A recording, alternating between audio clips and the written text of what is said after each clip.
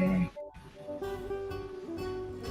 As the message show, we are also live streaming this on our YouTube channel, Chevening Indonesia and Timor-Leste YouTube channel. So, Mbak Foni, do you have the background?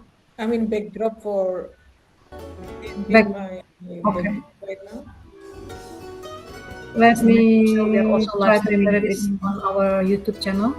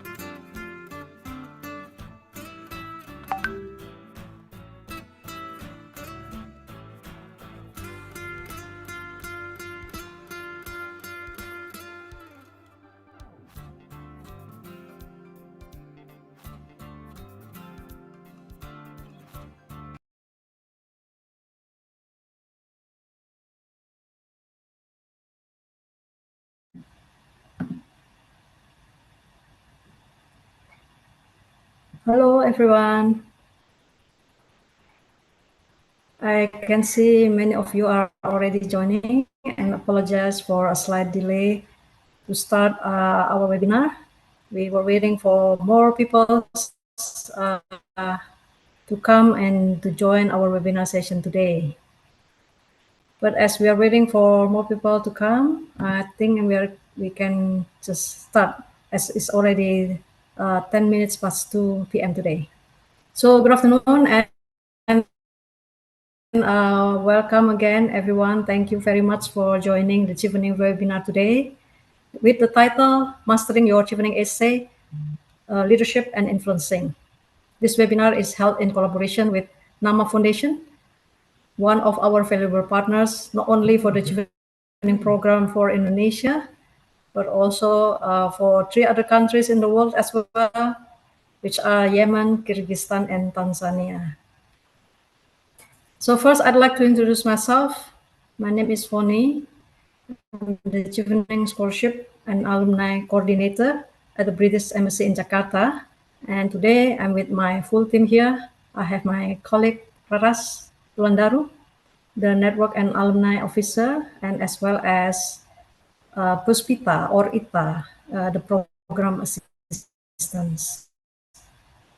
We are also very honored to have the presence of Mr. Sulhimi Muhammad Kasim, the head of program from the NAMA Foundation, who also joined us today.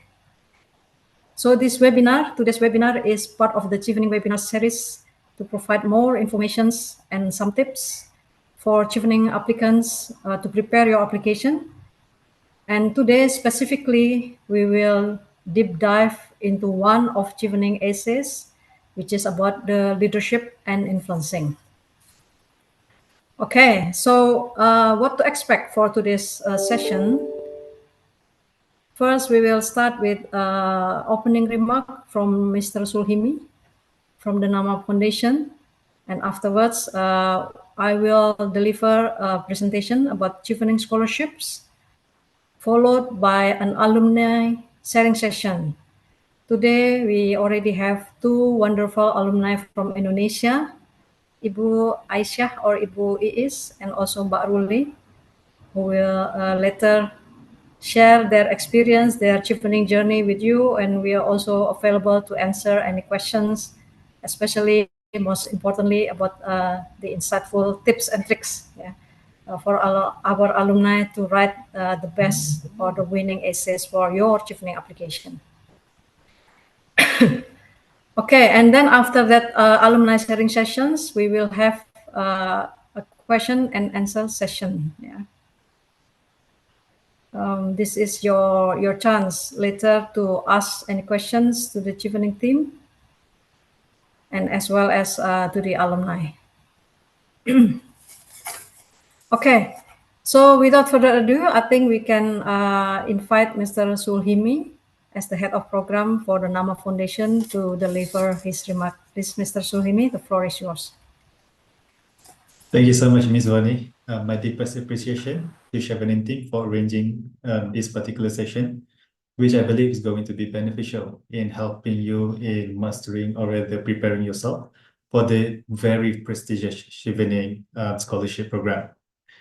I think it's important for me to share a little bit about myself in a way just to create this sense of relevancy and relatability between us. My name is Muhammad Zuhilmi. I'm the head of program from NAMA Foundation. I've been working with this company for quite some time. And for those who may not be very familiar with NAMA Foundation, essentially we are an international grant-giving organization which focuses on 2 main factors. So the 2 sectors that we are focusing on is on the education and essentially trying to empower the third sector community. So I was trying to crack my head on the things that I want to speak about in my opening remarks. And I thought that it is important for us to talk a little bit about the origin story. So the origin story that I would like to share with you is pertaining to the NAMA Foundation itself. So Steve Jobs once said that we can only look forward by connecting the dots from behind because it is rather impossible for us to connect the dots from the future in itself. So looking back, perhaps I can share with you what transpired or how was NAMA established as a grant-giving organization. So it was started in the early 90s.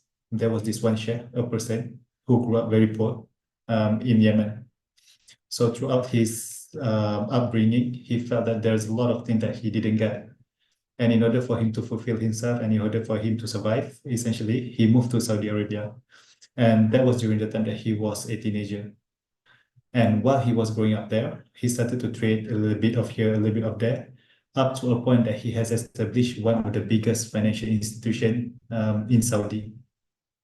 So could you imagine the amount of wealth, the amount of success that he has gathered, being able to open one of the biggest financial institution with the all money and all. But throughout his adult life, as much as we know or we understand that by material metrics, he has already successful. He has a good job. He has a good family. He has a lot of wealth. But there is this one void in his heart. There is this one gaping hole, essentially. And he realized that while he was growing up, he felt that he didn't get the formal education. And because of that, he felt that as much as he is successful, he felt that there is this gap and he felt in a way inferior in that sense. And the reason why he didn't get that formal education was not because he wasn't smart, not because that he wasn't talented. It was simply because he didn't get the money. He didn't have the money. He didn't have the financial ability to finance himself.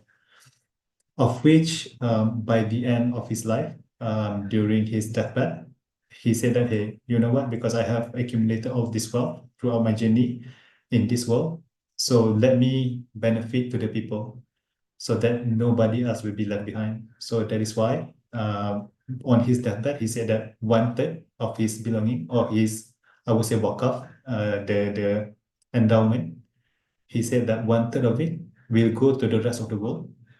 And at least 60% of his wakaf, or rather his leftover money, is to be spent on education. So that is how NAMA essentially started. It is based on an endowment that was visualized or rather realized by this one person who initially didn't have anything while he was growing up. But by the end of this chapter of his life, he managed to create impact up to a point that I'm here. I'm able to speak with Ibu Aisyah, with Ibu Voni, to talk with each and every one of you, and essentially to share with you the benefits and try to relate where we are right now, since this is the starting journey of this program. And we are trying to equip you with all of this knowledge, with all of this expertise. And essentially what we want to see is impact, because understandably that each and every one of you here, you are already talented, you are already academically qualified, I would think, to a certain extent for this scholarship. But the reason why we are going with Chevening, why we are partnering with them, is because we believe that beyond material success, beyond success in this world, we want something that is bigger, which is us to impact the world around us. And I hope that you have a very fruitful session with all the teams here. We have people from the alumni that will be sharing their experience, which I think is going to be very beneficial. And I'm looking forward to see each and every one of you again, inshallah. All right. So with that, thank you so much. I hope that all of us will be able to create the impact that we want to see.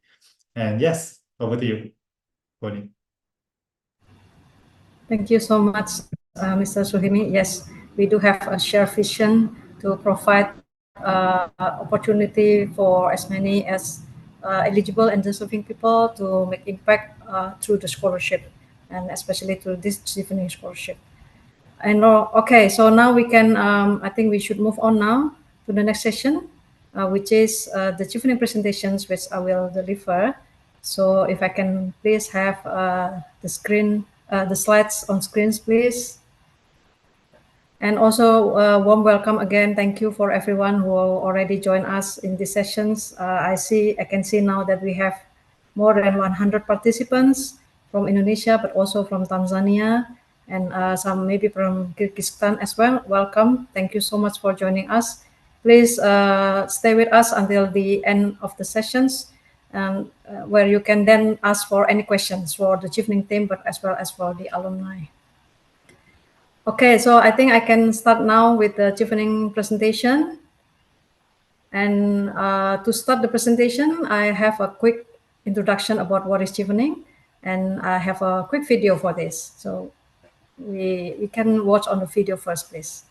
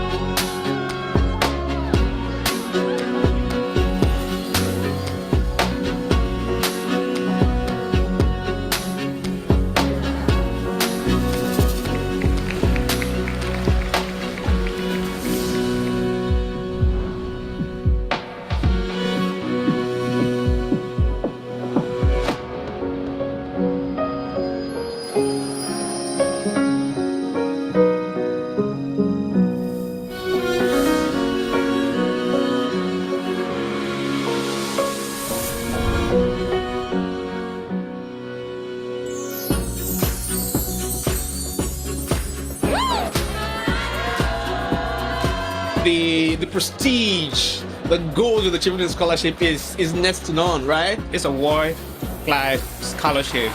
For me, it's more than a scholarship. It's endless opportunities. A lot of cultures, a lot of different people from all across the world. I am learning here so much, like from different people. It's a diversity of cultures. Being able to network with such a powerful workforce of worldwide leaders. You know, there are people that are from all walks of life, so it's nice to learn from them, grow. Chevening means leadership. Chevening means impact. We know that Chevening is not only talking about academia, it's talking about the future leaders. So every time I meet fellow Cheveners, there's just this one thing in common. There's the passion, there's the grit and dedication to give back to their countries and their communities. Chevening has been the greatest or the best opportunity that I've ever had in my life. One of the best experiences in the world. One of most powerful achievements in my life, yes.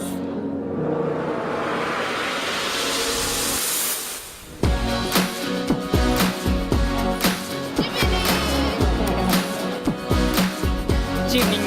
Yes.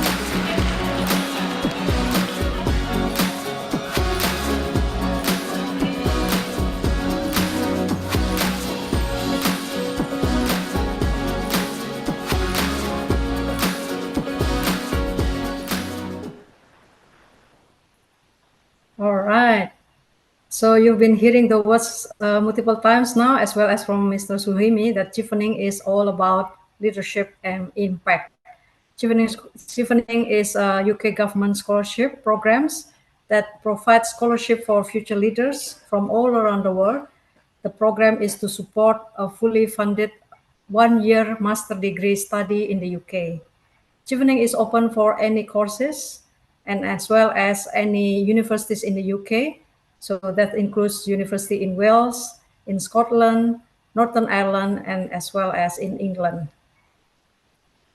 Right, the next please. Now, the Chevening Scholarship is fully funded by the UK government.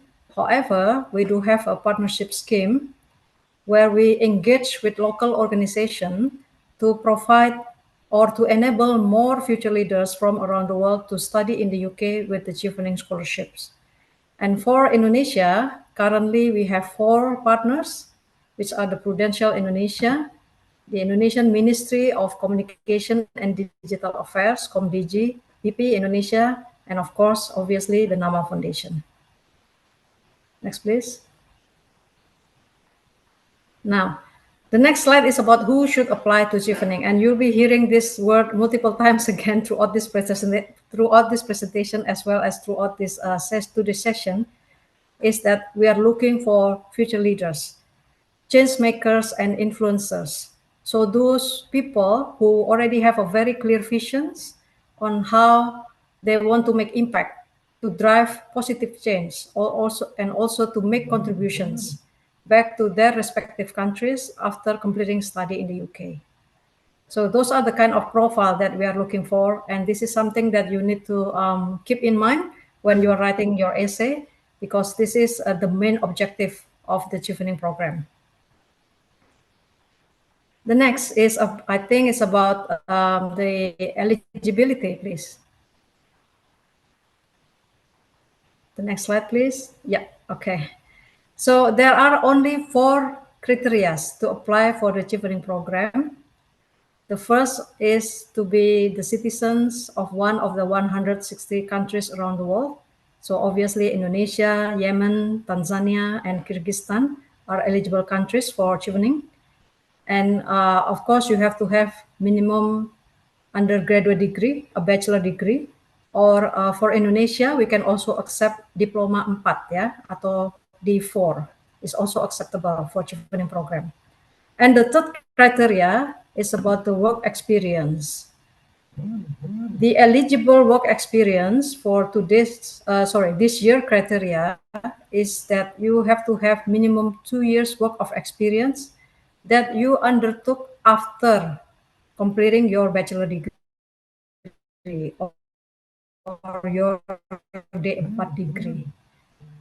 So this means work, internship, or entrepreneurship, as well as volunteering that you have taken after graduating for your bachelor degree or your diploma 4 degree will be eligible for the Chevening criteria.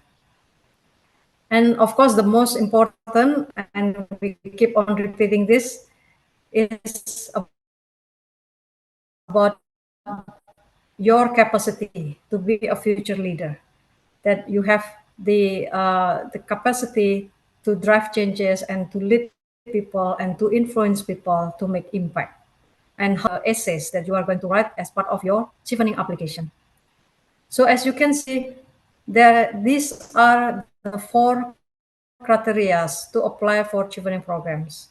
It means if you have all the 4 criteria, you are already eligible to apply for the Chevening program. We do not require English proficiency certificates such as IELTS or TOEFL. We do not require it at the time of your applying for Chevening, and as well as we do not require LOA or the letter of acceptance from UK universities at the time of your applying to the Chevening program. And one important thing also to note is that we don't have age limit. So anyone from whichever age, as long as they still have the drive and the passion to continue their study at the postgraduate level and still have the passion to make impact, you can be applying for the Chevening scholarship, as long as you're meeting these 4 criteria. Next, please. Right. So Chevening scholarship is a fully funded scholarship. Obviously, we pay for your tuition fee, your living allowances, the return flight, the visa, the medical insurance while you are in the UK, as well as the medical check for the visa application purpose, and as well as the additional grants to cover essential expenditure. And the example of this would be your arrival allowance or your departure allowance that will be provided to you after you're completing your study in the UK. There is a small asterisk there to inform that especially and only for MBA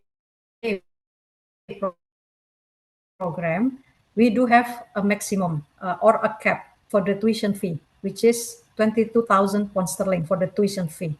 But again, please note that this is only for the MBA program. For any other master courses, even if the tuition fee is higher than 22,000, the Chevening scholarship will cover 100% of your tuition fee. So it is still fully funded for any other program other than MBA. Right, the next one is what benefit that you can get from Chevening. In addition to your academic experience, the opportunity to study in the best universities in the UK, but you also have the experience to network, to make connections, yeah? Because during the 1-year study in UK, Chevening Secretariat will organize more than 60 events or activities throughout the year that you can participate in. This will give you plenty opportunities to network and to meet with fellow future leaders from around the world, to make connections and to potentially make collaborations at a later stage. And these kind of events or activities are not only the serious ones, such as meet the CEOs or panel discussion or business competitions, but also the fun ones. Yeah, for example, like traveling to the English countryside or watching football together, as well as internship and also volunteering opportunities. Any costs associated with you joining all of these activities provided by the Chevening Secretariat will also be fully covered by Chevening. So there's no personal expense that you need to pay in order for you to join or to participate in these activities. Next, please. Right, so around the world, we have 60,000 alumni globally. And out of those, as you can see from the quick video, we already have 21 alumni who have gone to become the head of state or government. Yeah. And the picture that you can see here on the screen is our alumni who is the most recently become the head of state, the Prime Minister of Namibia. The next, please. So again, our alumni comes from very diverse background because Chevening is open to any master courses in the UK. And in Indonesia, in the next slide, you can see that our notable alumni also comes from very various backgrounds as well. There are almost 2,000 alumni in Indonesia alone. And we do already have an association here, which is called the CAAI, Chevening Alumni Association of Indonesia, which is a very active association. And you can certainly be welcome as part of their community after you return from the UK.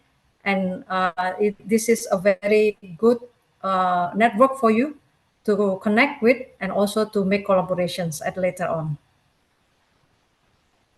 Now, we are talking now about the Chevening application timeline. Chevening application opens only once a year, and this year the application are already open until the 7th of October.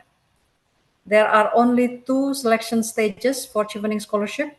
The first stage is your application, which you will be submitted through the Chevening website. And the second stage of selection will be the interview stage, which will happen next year around February to April. Afterwards, in June, we will already announce who is the successful scholars for the Chevening cohort 2026 and 2027.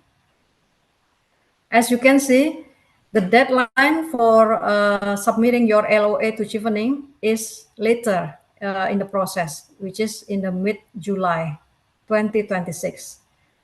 So we will always recommend to our candidates to apply for Chevening scholarship in parallel with applying to the UK universities.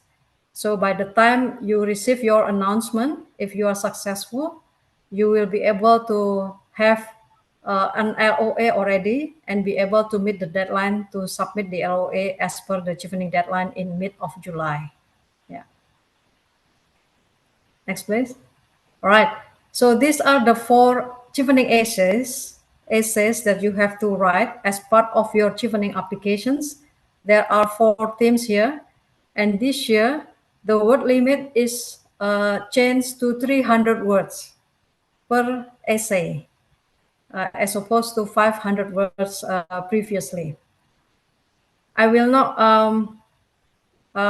discuss in more detail about this because we do have our amazing alumni, Ibu Iis and Mbak Ruli, who will talk in more detail about how to write a good essays. But I want to highlight that for this year, there is also a slight change to the eligibility in terms of essay, is that in writing your essay, you have to connect your essay to the UK priorities. So as you can see on the screen, there are 4 UK priorities areas highlighted. The first is promoting growth and prosperity. The second is building resilience in a climate vulnerable world. The third is strengthening security and stability in a volatile world. And the fourth is supporting development for more inclusive and effective societies. So you need to, when you're writing your essays, you need to think of these UK priorities and then demonstrate the link or the connection of your future career or your future contribution to relate to one or a combination of these UK priorities areas. And the next slide is about the tips, but again, I will not discuss much in this session because I think this will be discussed more thoroughly with our alumni later. Next, please. Right. So the next slide, this is about another scheme, the Chevening ASEAN Scholarship, which was launched last year in 2024. And this basically means that for Indonesia, as a member country of ASEAN, we do have an additional quota under the scheme Chevening ASEAN Scholarship. There is no difference in terms of eligibility or in terms of timeline. All applications applying for Chevening scholarships will automatically considered for the Chevening ASEAN scholarships, which is will be based on the essays that you are submitted. So there's no difference. You apply as per normal process for the Chevening scholarship. Another scheme that we have for Indonesia is a fellowship, which is called the Chevening OCIS Fellowship. This is a non-degree program for a 5-month research study, which will be hosted by OCIS, the Oxford Center for Islamic Studies. Yeah, and because the host is OCIS, your research proposal needs to have a connection with the Islamic studies topic. The criteria, the eligibility criteria for the Chevening Fellowship is different because this is a non-degree program. So the eligibility criteria is different from the Chevening scholarships. And for more details about the fellowships, you can visit the website, for more details about the eligibility criteria for the Chevening OCIS Fellowship. All right, I think this is almost the end of the presentations. Again, just to remind you that the applications are currently open until the 7th of October. And to please follow our social media account, the British Embassy Jakarta social media account, where you can have more updates, information about the next Chevening webinar, for example, and also to follow our Chevening Alumni Association account, which is at ID Chevening Alumni. They do run a mentorship program, which is called Chef Buddy, where you can have mentoring by our alumni from preparing your Chevening application up until preparing for your interview. They do have a registration process and they do have quota for this Chef Buddy program. So please follow their social media account to get updates on how to register and to join the Chef Buddy program. Alrighty, I think, yes, that's the end of my presentation. And as I mentioned previously, we will have a Q&A session after the alumni series session. So please stay with us. And the next session, we are now going to discuss with our two wonderful ladies, Ibu Iis and Mbak Ruli, and will be moderated by my colleague Raras. So Raras, please take it away. Hi, Mbak Foni, but I thought we have one question that might be relevant to NAMA Foundation and you as well. Perhaps this one can be answered now before we move on to the next. Yes, of course. So there's a question from Helmi. Are there any changes to the scholarship application due to the collaboration between NAMA Foundation and Chevening? Please, Mbak Foni and Pak Helmi, take it away. Mr. Suhimi, would you like to answer that question?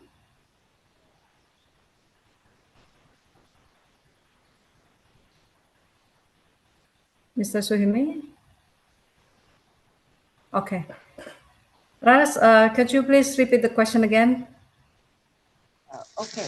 So, are there any changes with the Chevening scholarship application due to the collaboration between Nama Foundation and Chevening? Okay. So I will answer this. There is no difference, yeah, in terms of the eligibility criteria.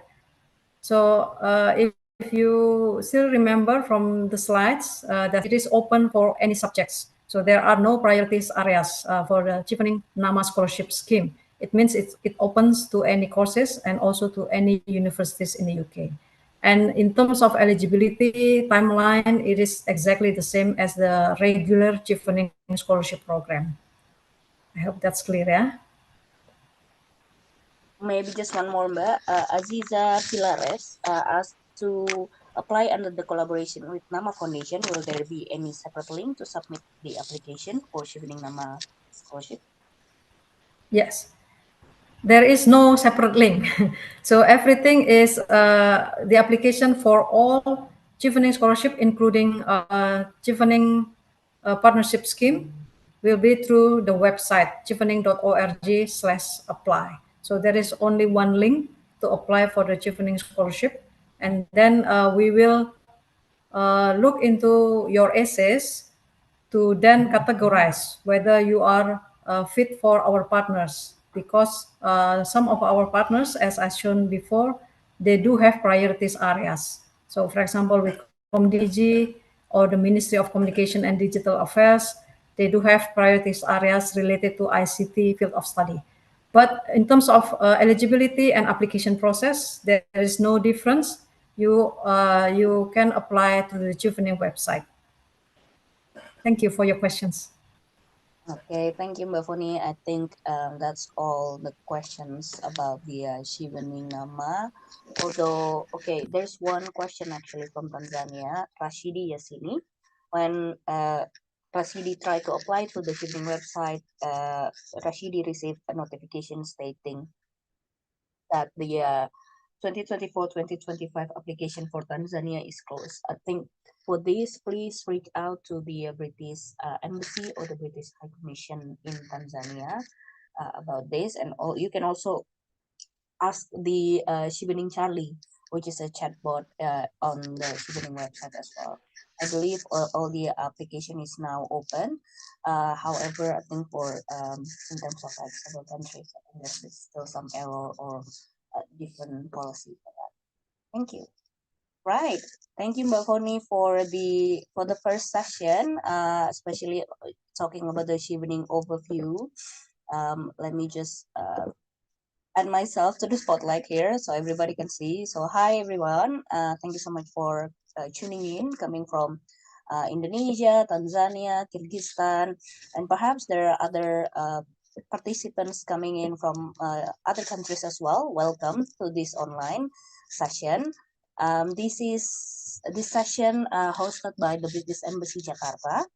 And although the Chevening Nama Foundation are now partnering, Nama Foundation actually partnering with Chevening to several countries, including Indonesia, Tanzania, Kyrgyzstan, as well. We've just heard about the overview of the Chevening scholarship from my colleague Foni, the eligibility and what it actually offers. And now we're going to shift gears and focus on one of the most important and often most challenging parts of the application for scholarship, which is the writing essay. And in this session, we'll be talking about leadership and influencing essay. For those of you who are not familiar yet with the Chevening scholarship application process, after it is online, the first thing first, the application is online. Second, there are like 4 essays, including leadership and influencing, relationship building and networking, study in the UK, and career plan, included in the application.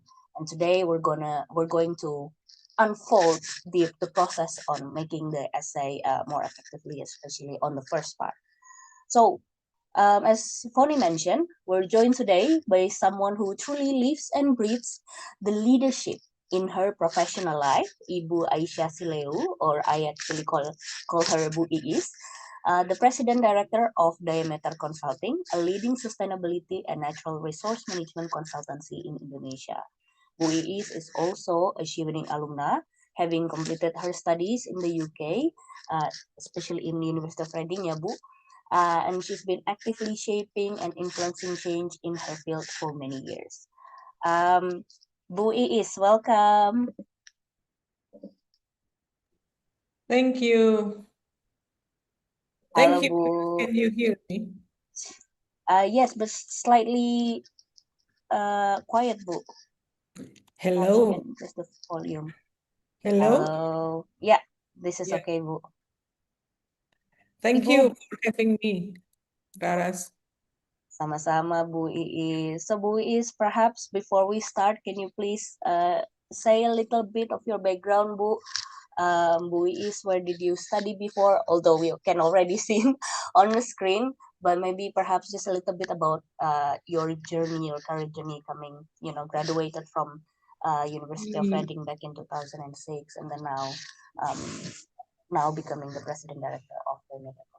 Yeah, maybe I will use my 2 minutes for introducing myself. I'm Aisyah Sileu. Nice to be here. As Raras mentioned, that I was one of the Chevening alumni that went to UK in 2005, 2006. Yeah, my first degree is about forestry, forest product technology, but I pursue my master in Reading University for applied development studies. I realized that I need to pursue my further studies after I had challenges in my career in the field. Before I applied the Chevening, basically I was the community organizer for making the government recognize the community rights in forest management in Indonesia. Yeah, and I think we put some effort to convince the government to to distribute the forest land for the community to manage. So yeah, based on my experience in the field, in forest field, I mean, I need to further my capacity in analyzing situation and put some scientific approach in it. And then I think that is really a good approach that is applied until now.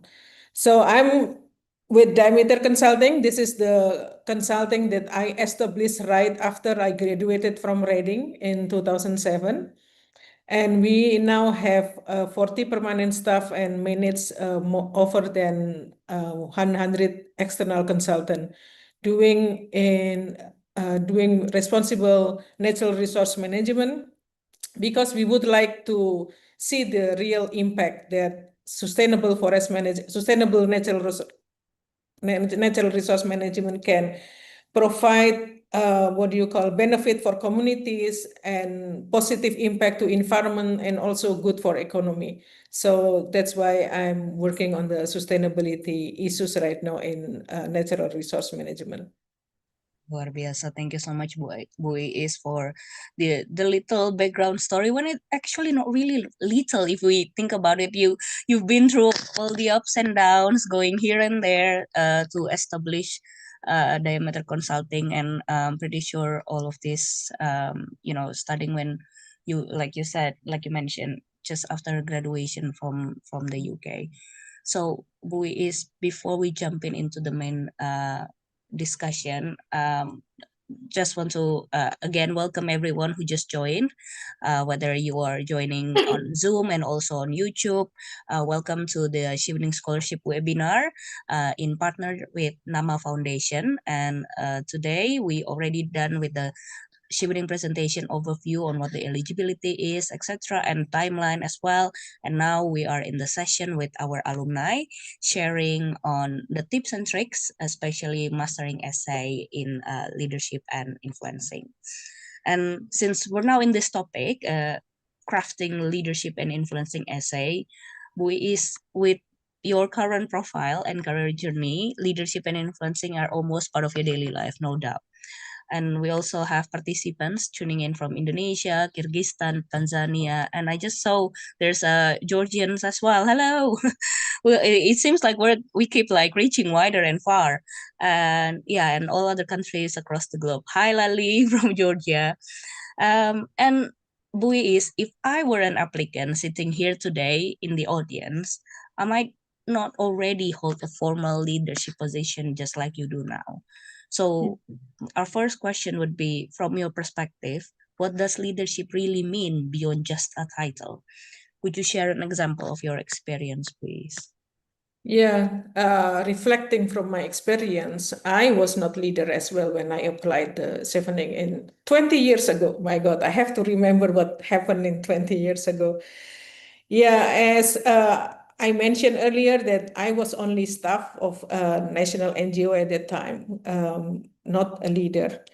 But to me, each of us actually within ourselves, there is a leadership, when you commit to something, when you have aspiration, and for instance, that I want to be in this position for the next 5 years, and we have, I will develop my roadmap how to reach that position.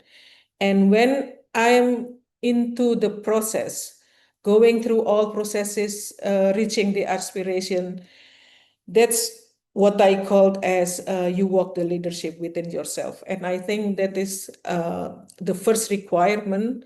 You can lead yourself first before leading the others. So basically, leadership is about how you walk your commitment yourself, yeah, and then you can inspire others. Because when you walk through the commitment yourself, then basically you show the other people that you are really committed, and yeah, you walk your talk. That is leadership is about to me. That's really wonderful, Bu. It is, I think, leading yourself first before leading others. That's really an important message. Such a strong message as well. I guess now we're talking about, there's so many types of leadership, and but which one is the most effective one?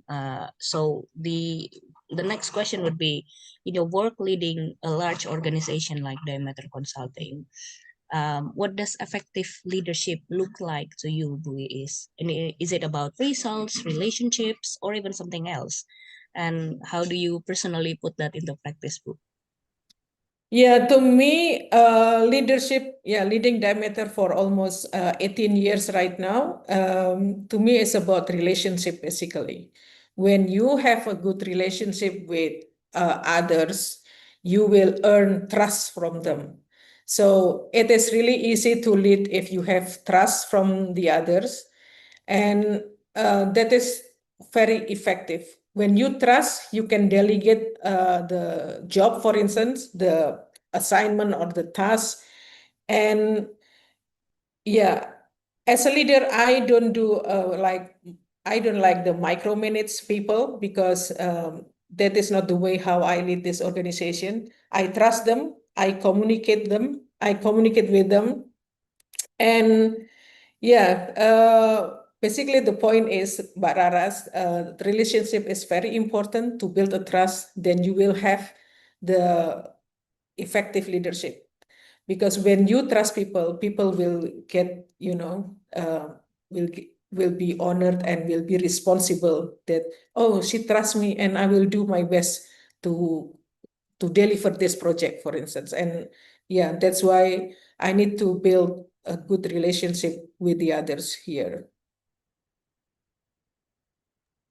Thank you so much, Buis. I guess these two, questions alone, and based on your answers, I kind of already see, when we talk about leadership and influencing in the essay of in the context of Chevening essay, really we're not talking about the position itself. We're not talking about the name of the position or the job title, but we're actually talking about the relationship that you build with others. Like you mentioned, there's trust in it, there's a good relations, there's a delegation as well. All these keywords, I would say this is like another tips and tricks for everybody who are now joining in and wanted to apply for Chevening. Put that in your essay. Yeah. If I remember correctly, when I did my essay about one situation of the community forest in Jember in East Java, I put a lot of issues there, and also what do you call? I mean, the communication about the condition of community that I describe in my essay. Basically, maybe it become the plus of my essay, that I know the issues and I know how to solve it. But at that time, I didn't have modality to work with. So yeah, by applying Chevening, I think that's really a good modality for talking about issues in a scientific manner. And yeah, and I got the trust from the community to, to give some data and information and to finish my my training year at that time. Yeah, that's about trust as well, I think. Thank you so much, Bu Is. Moving on to the next question. But obviously, everybody, if you would like to, already starting to put put questions on the live chat for Bu Is or Mbak Foni or Pak Hilmi, please feel free to do so. Just put it on the live chat. That will be awesome. So, Bu Is, moving on. Those here probably are imagining themselves, including myself, to be honest, as future leaders. And what do you think, Bu, is what are the key qualities should they start building today? Should we start building today, knowing that maybe some of us are not currently holding in that formal position as a leader? What habits or mindsets probably will serve us well, both in the Chevening application process and beyond, even in our current professional career? Yeah,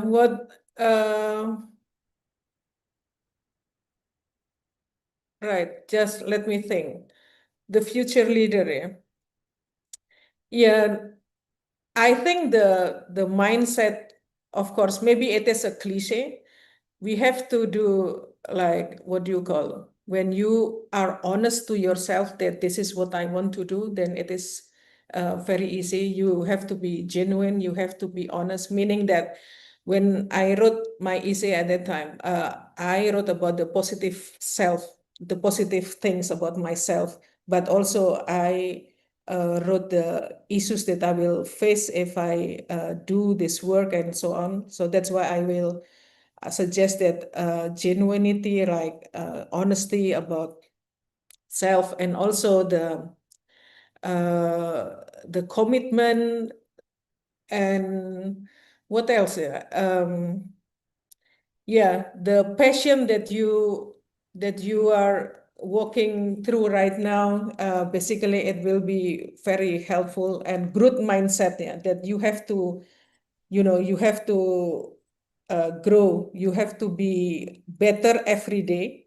Yeah, and I think that's what I experienced so far. When you commit yourself to be a better person, then you will learn. You keep learning. The learning character and self should be there, and yeah, what do you call, and adaptability as well, and the communication. Basically, the communication is very important in the future for being the leaders. Yeah, because every era has their own typical communication way, which I realize right now Gen Z ways of communication is much different from Gen X, which I belong to. And yeah, I mean, if we what do you call, if we improve ourselves in terms of those things, I think that will be creating the good leaders in future. Thank you so much, Bois. I think that's really inspiring. I guess just to summarize the the mindset, the character, the qualities that we need to start building now. Bois just mentioned, just be honest to yourself. Really looking inwards to yourself, thinking about what is my passion really, what is my communication style, what is my leadership style. I don't have to be same as other person that might be more successful than myself. However, this is me, and I think I can bring my positive mindset and manifestation to be able to be my own unique character of a future leader. I think that was that's the message that I get from Buis. However, that last part, Buis, I think that's one of the challenging part in going into like generations. I was millennial myself. I am millennial myself, and I remember 10 years ago I was also being like like Gen Z now, like, oh yeah, millennials keep doing this, millennials keep doing that. I think as a leader, like Buis mentioned, as a leader, you have to know who your audience are, and knowing that some people from different generation might have a historical experience in that sense, and try to reach out to them, to that learning character, that and learn from them, something like that. So thank you so much, Buis, for that very insightful. Last but not least, Bu, and we also have a current scholar who's in the UK actually, Mbak Ruli, who will be joining with us as well. So Bu Ruli and Buis will then take your Q&A after this. But before we end the session with Buis, I just want to ask one more question, Bu. Many applicants struggle to express what makes their stories unique. We kind of touch base on this. Struggle to express what makes our story unique in the 300 words of Chevening essay. What advice can you share, Bowie, is on presenting leadership experience in a way that stands out in Chevening application, or maybe in others as well? Perhaps just in directly, it's more like, how do I see myself as a good leader? How do I make my story of the leadership character I have stands out? Something like that. Thank you. Yeah, it was fortunate for me at that time. There were no many women working in the community forestry issues at that time. Yeah, so I believe in myself that this is the strong field that can be a plus in my essay. So my advice to the applicant is that you have to trust yourself. Then basically what you bring is very unique to others, because nobody knows better than yourself about what you are doing. And yeah, as I mentioned earlier, that you have to be genuine and honest about the work that you are doing, the impact that you expect to happen if you do your job. And yeah, I think trust your strength, because the issue that you have right now, or the story that you will develop, basically you are the best person to put into that, nobody else. So your own strength, your own perspective, your values basically are unique. And yeah, and nobody knows better than yourself. Yeah, trust yourself. I think hopefully this is very helpful in helping all the applicants developing the essay, because yeah, if you honest to yourself about what you are doing, the challenge that you are facing, and the solution that you have, and it will be supported by having the school master program and so on, that will be very helpful. Thank you so much, Buis. I love the point that you made, especially on trust your strength and trust your story on this. I think you mentioned about we are the best person writing the story as we're the one who lived in it. Because we in this modern age we use AI or ChatGPT or OpenAI or other AI prompter a lot, which is actually useful in a way to structure or to better structure our writings. However, the content itself, like Luis mentioned, it has to come from you because you're the best person writing your story. And I think Bu is mentioned such a strong message when talking about your value, your experience. You cannot just compare it to other people. Okay, they've done they've done this and this. That's why they got this scholarship. I didn't have that kind of experience. Maybe I cannot get that scholarship. That's totally wrong, ya Bu is because every leadership experience are different, and it's on you who wants to write it however you like based on your story. Thank you so much, Buis, for that. And but please don't go anywhere because Buis will stay here to answer your questions. But let's now bring in our second guest. Kak Ruli, are you there? Hello, Mbak Raras, can you hear me? Hello. I think this is also the right opportunity for me to introduce Buis and also Kak Ruli, fellow Cheveners, and Ruli is actually currently I don't know you're like finishing your dissertation right now, right? I think you're about to submit. I hope so. Probably next month. Okay, all right.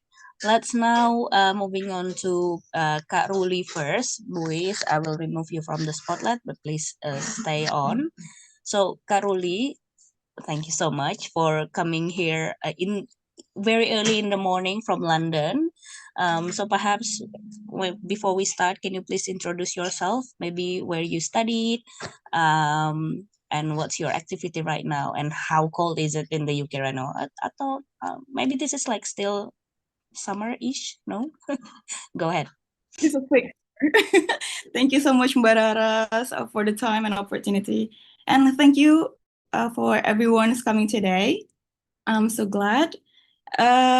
First of all, let me introduce myself. My name is Ruli Faradila Ariani, and you can call me Ruli. I'm studying at King's College London, and I'm taking international dispute resolution. So basically, I'm still studying right now in the UK, and I'm in the middle of my dissertation. So yeah, wish me luck.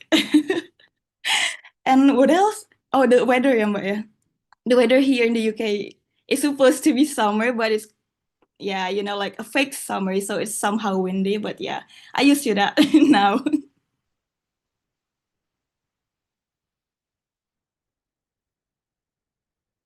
But you I were forgot. muted. Yeah, I forgot where my mute and unmute button is.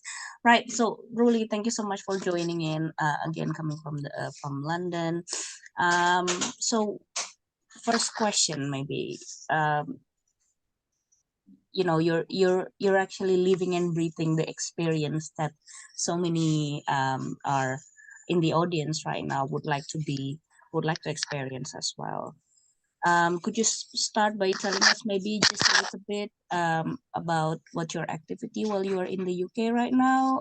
I know besides of the academic, is there something that you are currently doing right now? I know Chef Buddy is one of it, I think. Go for it. Yeah. Okay, so I did many activities here in the UK, and that was so amazing. Well, one of it is Chef Buddy, Mbak Raras already mentioned about it. And I also did the Chevening bucket list. So for everyone here, if you're already being a scholar, Chevening has something called Chevening bucket list. So it's like basically a list of places that you can visit in the UK. And if you like, let's say visit like 10 places or 25 places or even 50 places, you will get a certificate according to the amount of the places that you visit. And that's quite fun because you can do, the trip with your friends. And I also joined Student Ambassador. I represent my uni to do many things to, like promoting our uni. And I also joined community here, like I also had many Indonesian Cheveners agenda. We celebrate many things together here. So yeah, that was also a really, really fun. Thank you so much.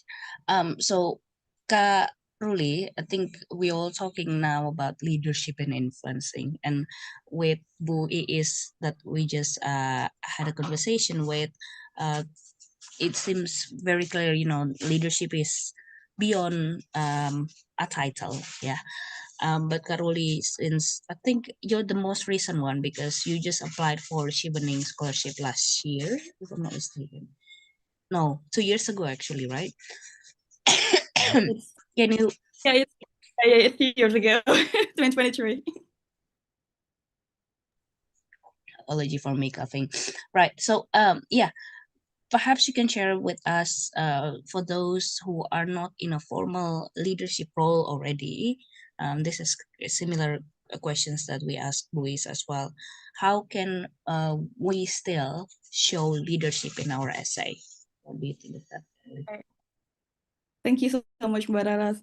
Well, this is actually a very interesting question, I think, because we tend to think leadership as a title. Well, it's actually beyond any kind of title. Like, you don't have to have like a specific position in order to be a leader. Like, we're not talking about a manager in what company, or we're not talking about a president in what NGO. It's literally beyond that.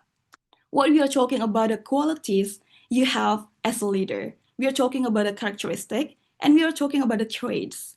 For example, your influencing skills, your initiative skill, your skill to give impact to other people. So if you don't have any like specific position right now, like that's totally fine. What you can write in your essay is you can tell the examiner about your story on when you're taking initiative to solve a problem, when you see a gap, or maybe you can tell a story about how you can influence people and inspire people or motivate them through your action, your attitude, your moral story, or whatever it is. So like it's not about a title. Thank you. That's really interesting. I think, that initiative, when you see gaps, you kind of initiate some ideas, inspiring or motivate for action.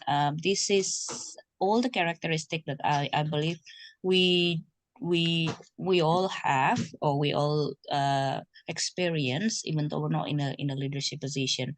Say for example, maybe there was a situation at work or your a community, and then you will have to take initiative just to help or just to support the leading position, like your boss, for example, or I don't know, the head of your department, to help to support the decision maker in your organization, create a better decision. Basically, I think that's what Caroli mentioned. And that's really encouraging to hear, because it means leadership, like you said, it's all about actions and not just titles. Now, when it comes to Chevening application essay, the challenge is taking those experiences and putting them into an essay that's not only clear and convincing, but also still sounds like you. And I guess there's also already questions asking about, do we give like one example or two examples, or how many examples can we fit in now 300 words? So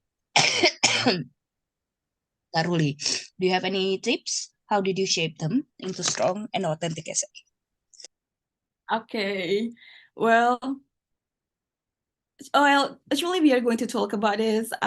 We are going to delve deeper into it in the next in the next presentation, I think, because I'm having my PowerPoint and going to explain about it details. But yeah, oh yeah, thank you so much, Mbak. Okay. Well, but basically what you need to do is you need to stick with the method, what we call with STAR method. Well, this is the general rules regarding the Chevening essay.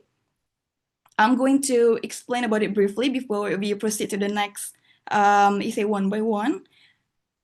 Can everyone see that? I guess so. Okay, the first one is you need to understand the word counts, maximum 300 words. Like I believe that Mbak Raras, Mbak Puspita, Mbak Foni already mentioned about it, that this is kind of different from the last year. And reflecting from the last year, I had 500 words and I give like 2 example. Thank you so much. And I give 2 examples. So I think like for these 300 words, it's probably only fit for 1 example, but it's gonna be fine as long as you can provide as detailed as possible all of the information and all of your experience. The second one is you need to understand Chevening's criteria, which is really seeking future leaders with a strong networking skills. And this is going to be your homework because you need to reflect this criteria, which is the future leader and the networking skills, into your essay. And I'm going to let you know how to do that. And the third one, we really need to avoid spelling and grammar mistakes. This is actually quite technical, but it's really important because if there's any typo, let's say, like just one wrong word, it's going to give like a bad impression to the examiner. So it's really important to review and proofread your essay from time to time. So that's why you really need to study from now on, because basically you only have 2 months. And number 4 is use the STAR method, which is I'm going to explain about it next. The 5th one, don't focus on group contribution. Instead, you need to focus to your personal contribution. So that's why you need to use I instead of we. And the last one, you need to share the impactful and unique story, not something anyone could write. Well, this is not only about a unique story, but something that also impactful, not only benefiting yourself, but also benefiting your environment and also your surroundings. All right. This is the leadership essay that I submitted to Chevening last year, I think. As I mentioned to you before, we need to stick to the STAR method: situation and task and action and result. And this is actually give you an opportunity to present your essay in a structured way. Well, for the situation, I wrote, at the end of my study, I joined Young on Top, a youth organization with its headquarters in Jakarta and had 24 branches across Indonesia, including Yogyakarta. However, I found myself in a challenging situation. I underlined it in a red line. When Youth Yogyakarta was struggling to attract members due to its uncertainty and lack of clear agenda. And this made my initial goal of expanding my network and broadening my horizon more difficult to achieve. So basically, in this situation, I give a little bit context. So because you only have 300 words, so I believe that maybe you can just shorten it a little bit. Well, and after that, I presented a task. And one pivotal moment came when Youth Yogyakarta held its presidential election. Seeing an opportunity to revitalize the organization, I decided to run for president. So if you can see, I saw a gap here and I saw the opportunity here. And I make it clear to the examiner that I saw the opportunity by becoming a president. And then I wrote, this new role presented a multitude of challenges. With only 10 active members, I engaged in extensive brainstorming and team discussion to completely overhaul the Youth Yogyakarta operation. So, task means like your homework. You already know the situation, you already know the problem. Now you have to do the homework. What is the homework? In my case, is that I have to revitalize the organization and I have to work with only 10 active members. Okay. And after that, we go to the action and result. The red underline is for the action and the blue underline is for the result. As I mentioned to you before, that you need to focus to your personal contribution. So if you focus to the red underline, I wrote, I instilled, I transformed by revitalizing blah, blah, blah.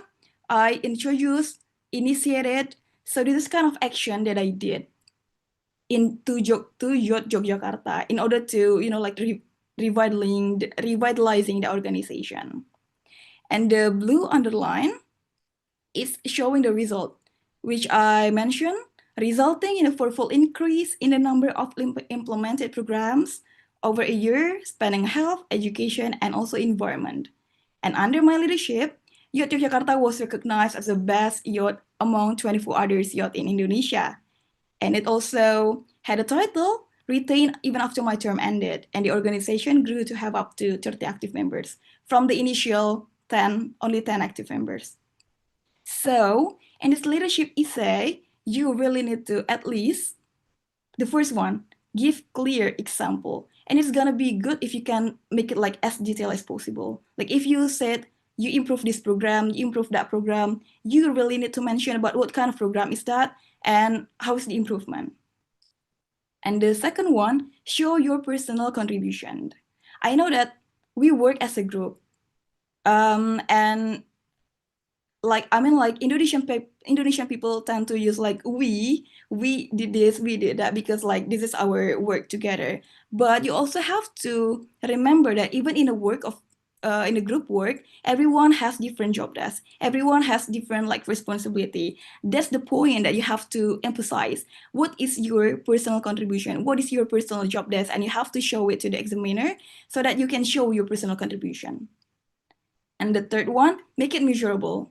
If you see here in the red, in the blue underline, the 4-fold increase, meaning like I make some improvement compared to the last year and grew to have up to 30 active members. So it means that from 10 to 30, there was an improvement. That was what I want to show to the examiner, that I did the improvement.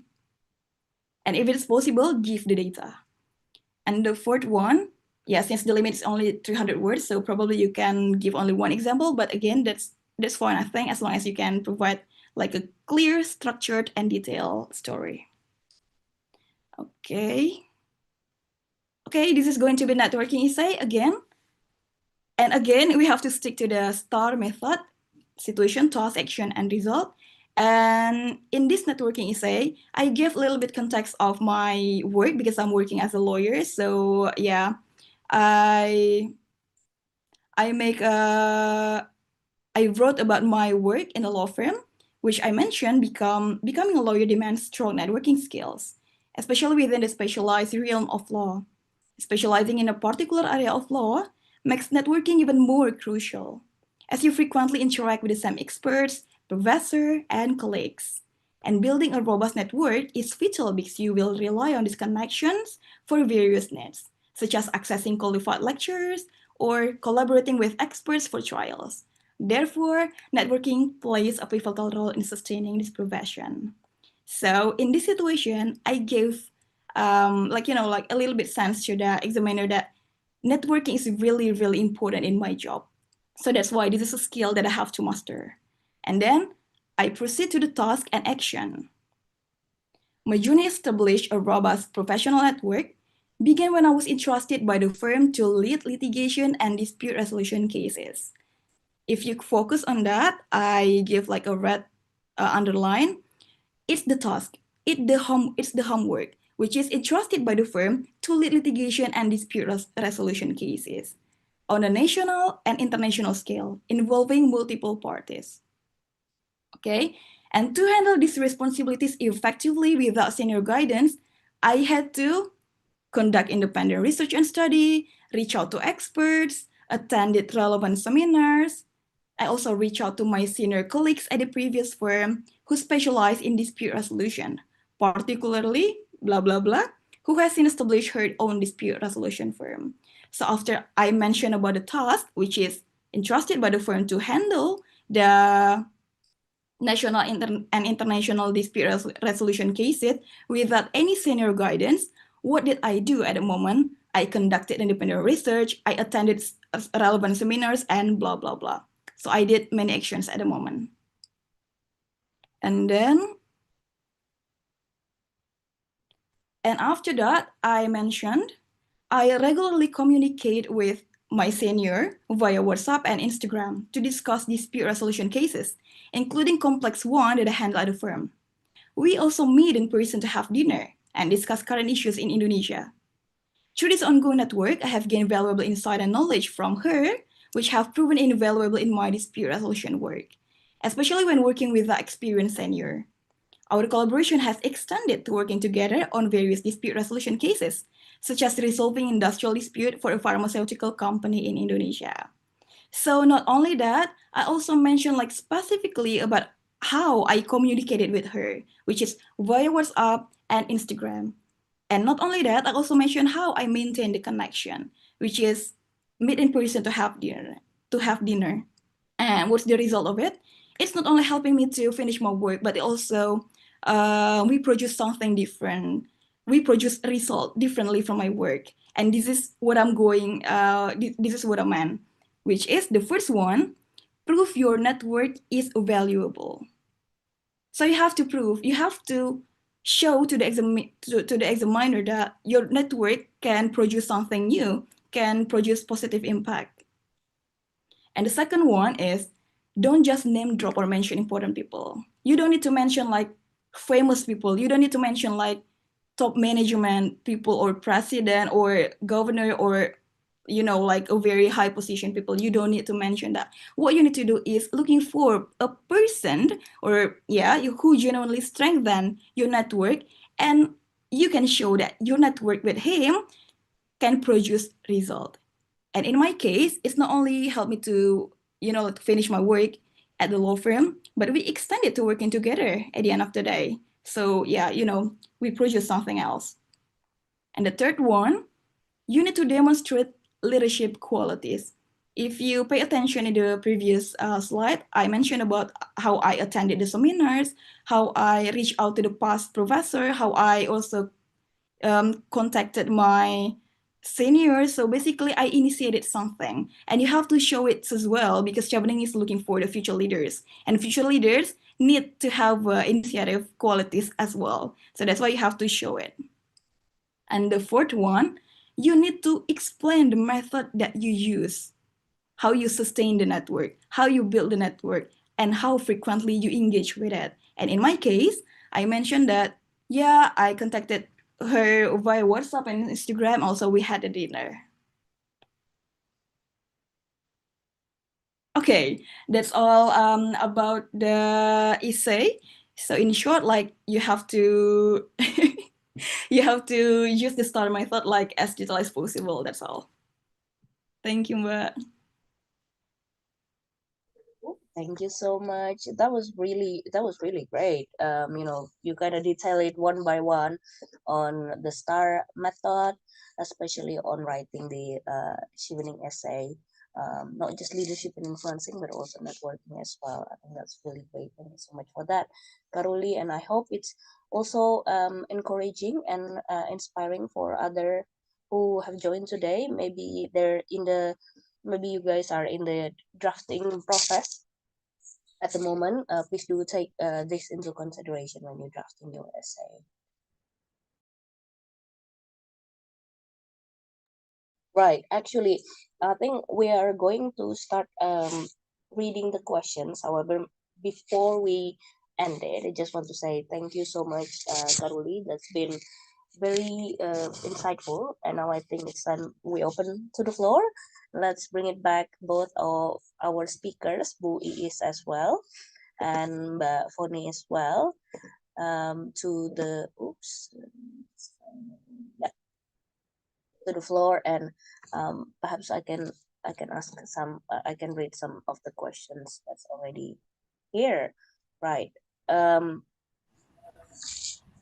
Yeah, I think I've been looking at some of the questions that participants have wrote in the chat box. I can start with that first, but anyone feel free to raise your hands and come in if you want to ask your questions directly to our amazing ladies here, Mbak Ruli and also Bu Iis. But let me start first with some of the questions that I've already seen in the chat box. Questions, a couple of questions again asking about the requirement for English certificates such as IELTS and TOEFL.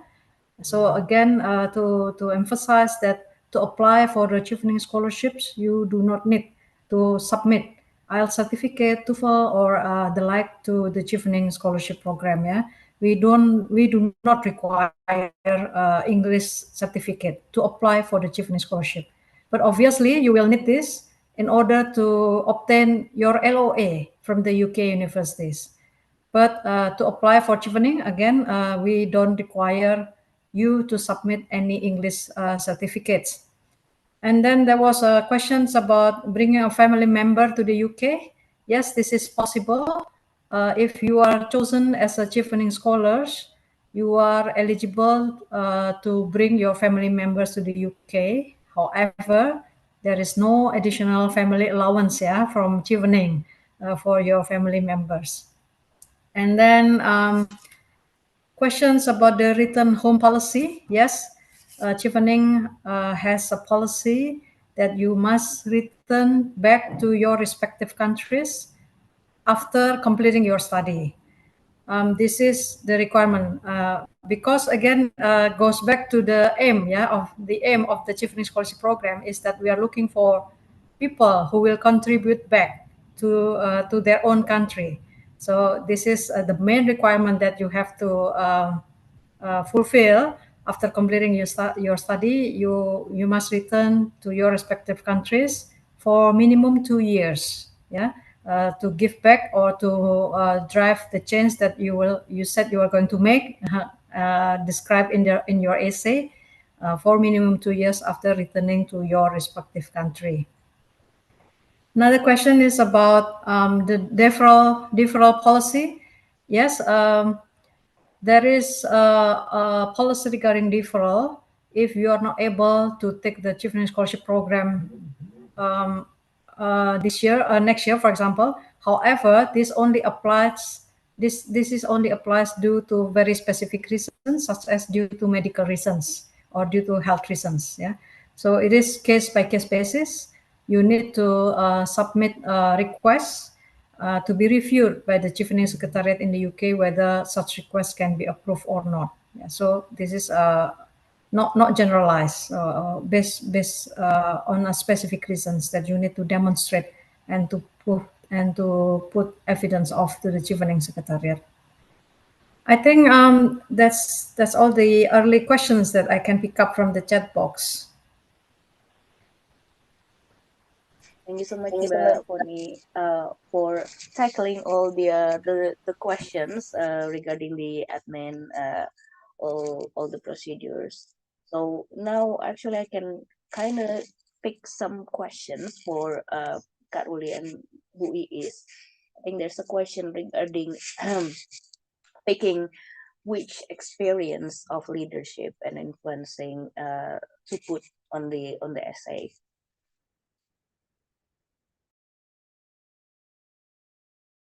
Excuse me. So there is this question from Johannes. Whether we should write examples of leadership that relate to our courses.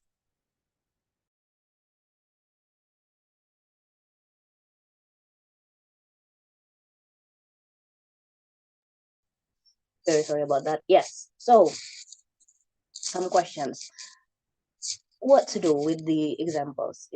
Should we write based on the leadership that relate to our courses, or is it purely based on our previous experience in the community or workplace? There's also the similar question from Maria Muntal. Should the example of leadership essay also be in the CV? We don't have CV. We don't need the CV. And there's also from Dandis, the essay topic must be in line with our course subject choice. So I think this is quite similar, and I think I can kind of summarize it with a question on how do we pick one strong leadership story when we have several small ones? Perhaps Bu Iis and Kak Ruli can answer this. Thank you. Yeah. Will I get the first turn? Hi, Ruli.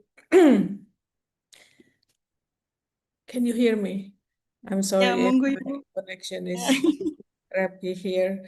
Sorry. Bogor is raining right now, and we have some lightnings also. So I'm afraid that the connection becomes very crappy. So whether in line or not, basically, to me, yes.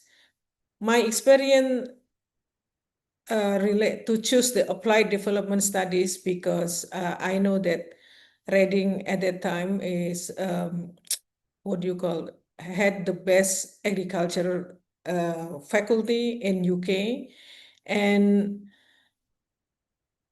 And why I suggested it should be in line, because this is the story that will be seen, yeah, the leadership that will be seen by the Chevening.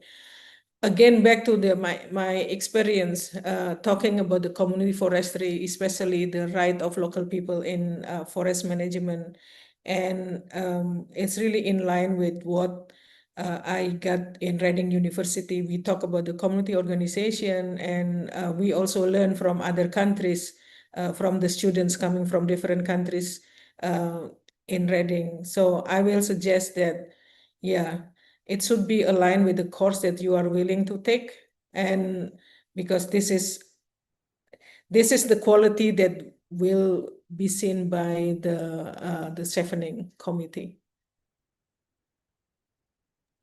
I agree, Bu.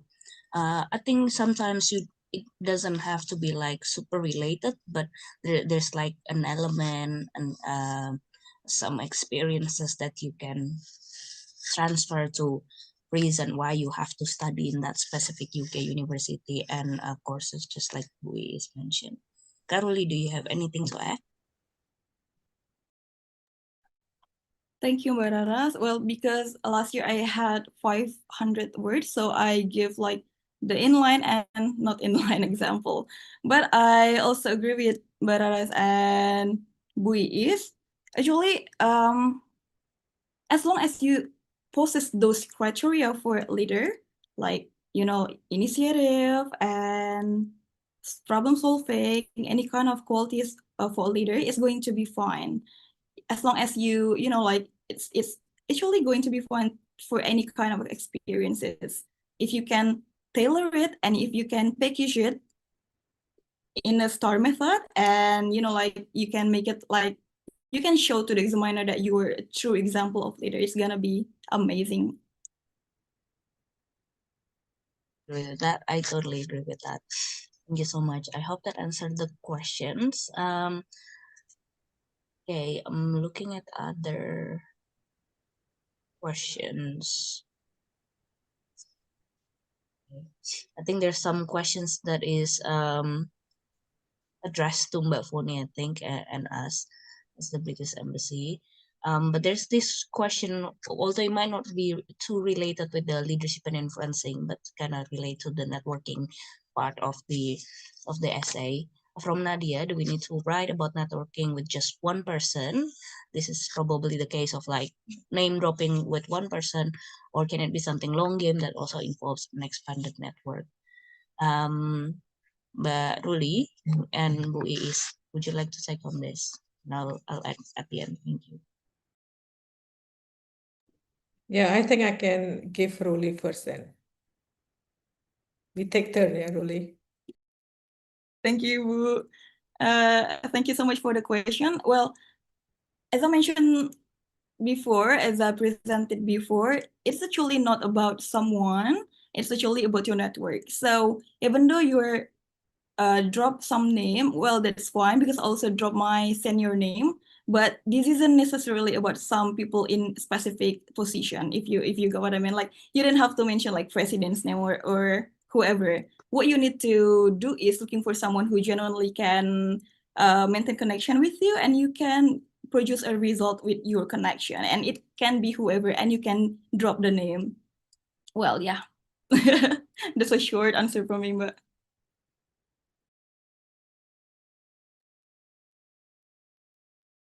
Yeah, I interpret network here basically who do you usually work and potentially work in future. So in my experience, the network that I had, basically the community that I work with, and also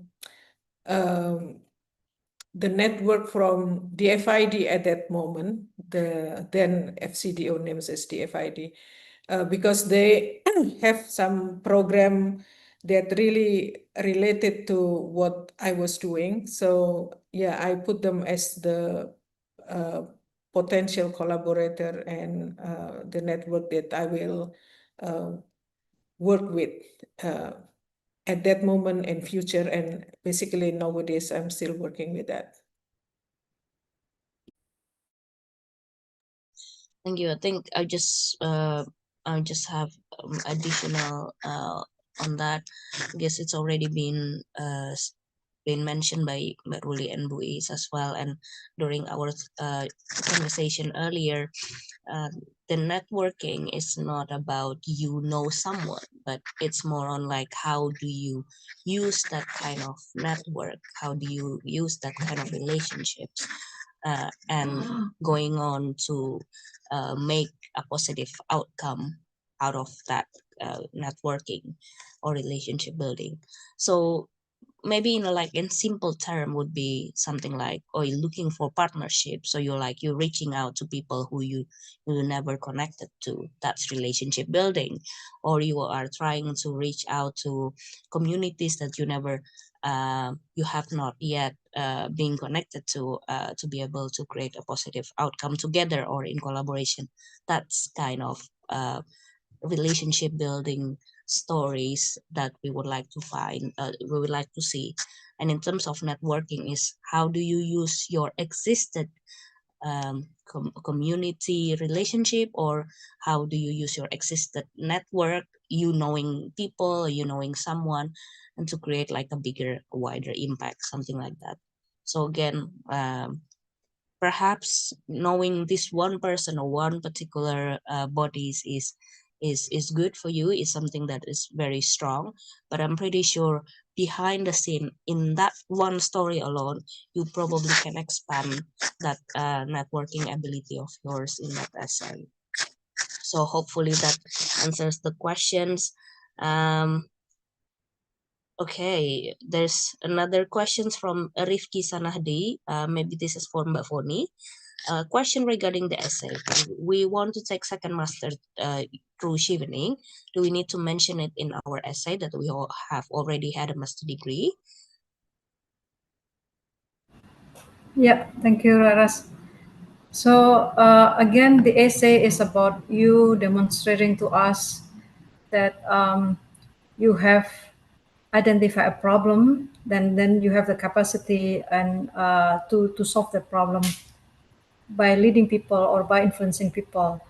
And if the gap is because of you are still needing study in the UK, that you still need academic experience and a master degree from the UK as part of your problem solution, then this is something that you can mention as well in the essay. So the minimum requirement is, of course, only a bachelor degree.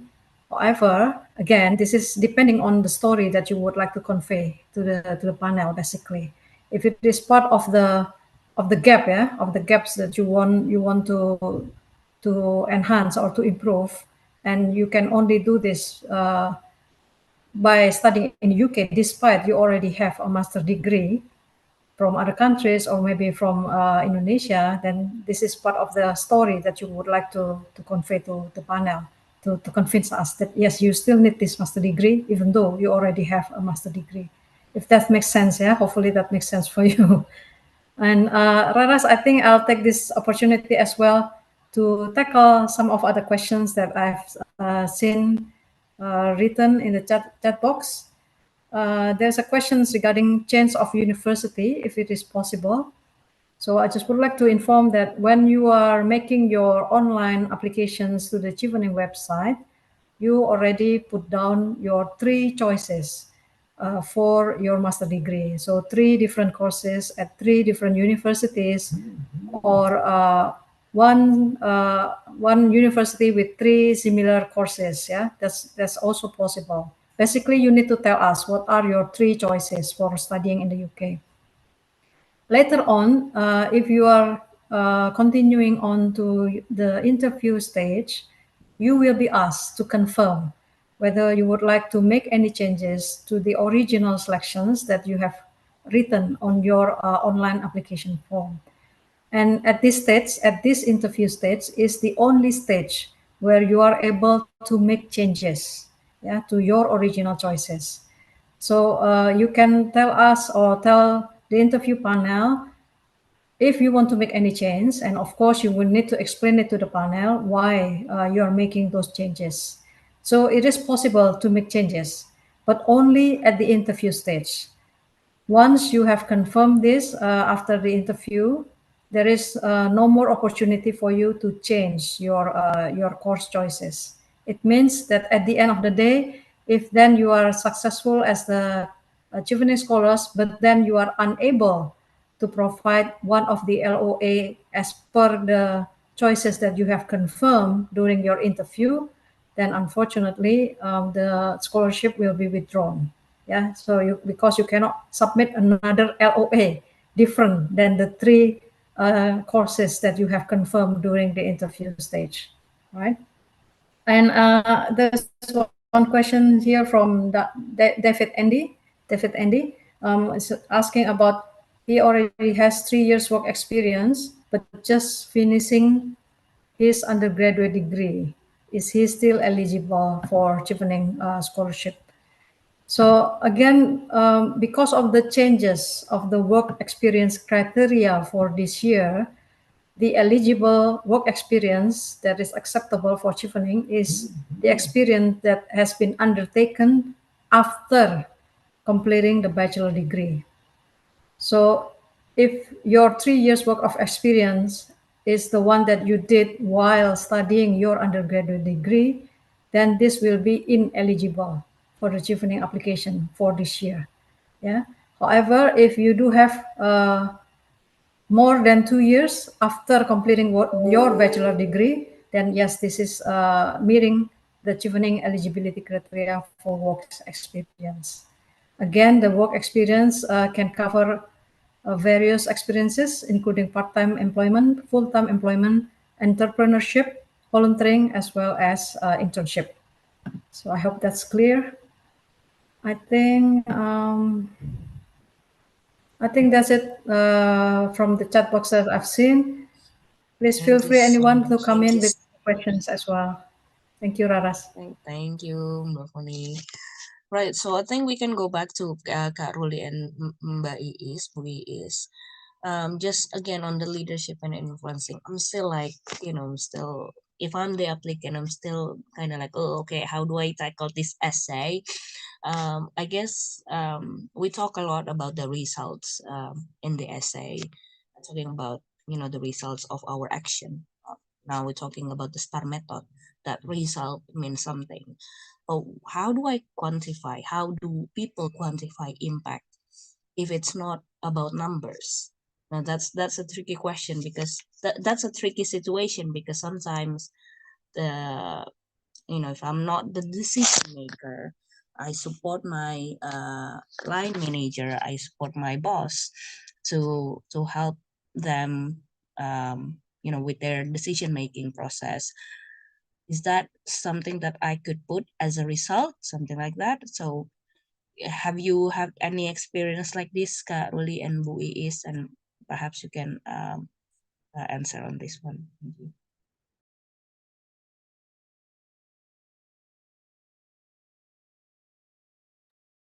Sorry, I know this is quite a tricky question. it's hard, but yeah.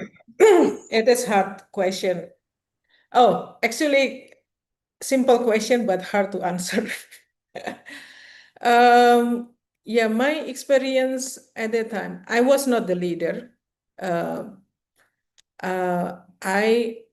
was only a small staff supporting my boss and my manager.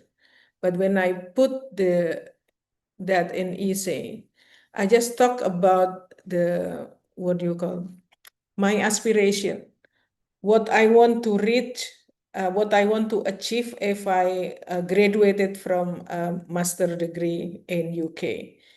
And yeah, I remember that I didn't put any numbers in it, but I just said that I will be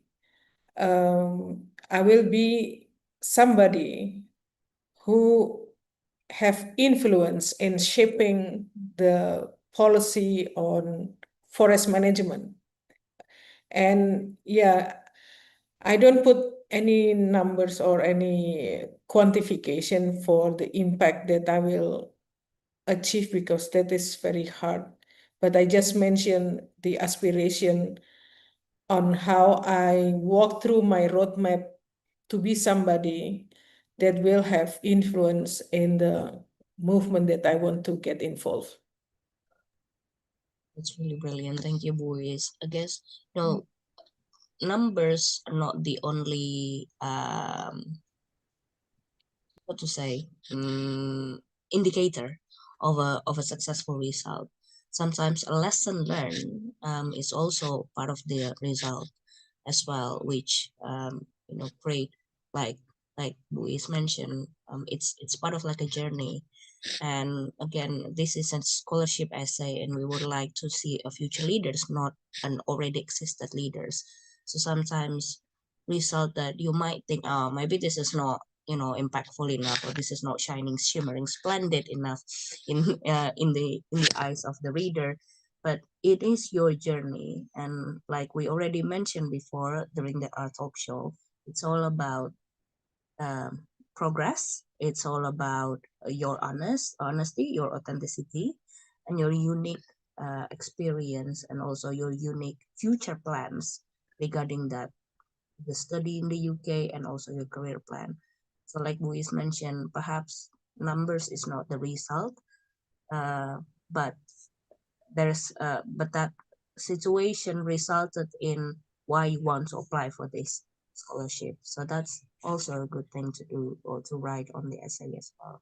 Caroli, do you have anything to add, and Mafoni as well? Thank you, Mbak Raras. I also agree with what Bu Iis mentioned before. But for me, well, it is correct that sometimes we don't have to put number in our essay, because I also did it. I didn't put numbers in all of my 4 essays, but at least I think, and I believe that we should put these 3 things in our essays. The first one is the thing that will create something new. As I mentioned before, that for example, in our networking essay, we have to show the examiner that with our network, with our connection, we can create something new and useful. And it's not only for both of us, or not only for me, but also benefiting to many people. And the second one, show in your essay that it's gonna change something. It's gonna change the system, it's going to change the environment, it's going to change the society in a good way. So how is it going to change? Like, you need to explain that in your essay, and it doesn't have to do with number. And the last one is show the sustainability. Like, if you already reach to some point, and if you manage to make people continue to work on that, I mean, like, to make it like lasted, it's already another, like achievement, and it's not a number anyway. So it's also possible, as long as you can, like showing some progress, that's gonna be all right. Thank you. Foni, any additional tips from the committee, the selection committee? That's okay. I think Bu Is and Kak Ruli has given very amazing tips already. Thank you. Thank you so much. I think we're almost at the end of our session. I just want to let you know my colleague Puspita already put a link to our survey, feedback survey, and also attendance form. Please do fill it on that, because we actually gonna use that attendance list and also the feedback to invite you all to the next session of our webinar, which is in the next 2 weeks, I think, in the next few weeks, call Mastering Chevening Essay in Networking and Relationship Building. And it seems like there's some of you already asking about networking essay. We'll be able to dive deep on that on the next session. So yeah, feel free, please do fill in, complete the survey. I think Kak Puspita, if you can, please copy paste again on the live chat so everybody can see again. Thank you so much for that. And I think while we are waiting for the link for the survey again to be copied on the chat box, there's this two final questions, yeah, that perhaps I can answer from the chat box. The first is from Aziza Pilares, asking about I have my diploma 3 degree from Indonesia and got my top-up degree BA from the UK with partial scholarship directly from the university, not from any government. Am I still eligible to submit? Yes, you are, because the requirement for chevening is as long as you have not received any scholarship or any funding from the UK government. So I think in your case, you are still eligible to apply for chevening scholarship. The next one is from Hasna, asking about template for reference letters.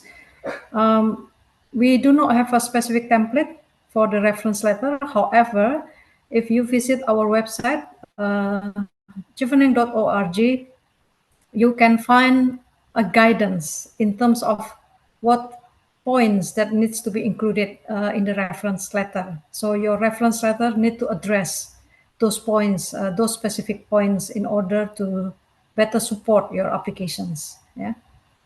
I guess the last one now, because now we have another question from Farida. Oh, okay, it's already been answered already. Thank you, Raras.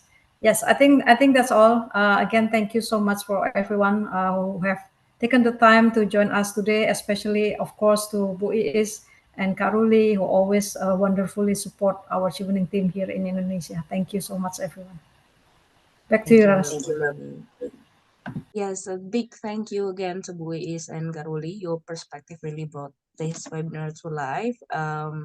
I'm also keep learning about the chevening experience, the professional, the career progress as well through you and through anyone in the chevening community. It truly is a great, strong community, and we hope that everyone here, if you have not yet followed us on British Embassy Jakarta at UK in Indonesia, and also if you would like to get to know the Chevening Alumni Association community in Indonesia, please do follow them on social media at ID Chevening Alumni. And you can also watch all of our past webinars and online sessions on our YouTube channel, Chevening Indonesia and Timor-Leste. I know today's audience are not just Indonesian, but also coming from Georgia, Tanzania, and Kyrgyzstan as well. Thank you so much for tuning in, and we'll be very happy to welcome you again for the next webinar. So yeah, show up. Hopefully all these sessions help you to prepare you with your chevening applications. So just want to say just a little bit of key takeaways from these webinars. Leadership isn't about titles, it's about initiatives, influence, and impact, and also telling your story clearly. Thanks to everyone joining in. Good luck with your chevening application. Use today's insight to make your leadership and influencing essay personal, authentic, specific, and impactful. See you at the next session. Thank you, Bu Iis. Thank you, Karuli. Thank you, Maponi. Thank you, everyone. Thank you. Bye. Bye, everyone. Thank you, everyone. Thank you so much.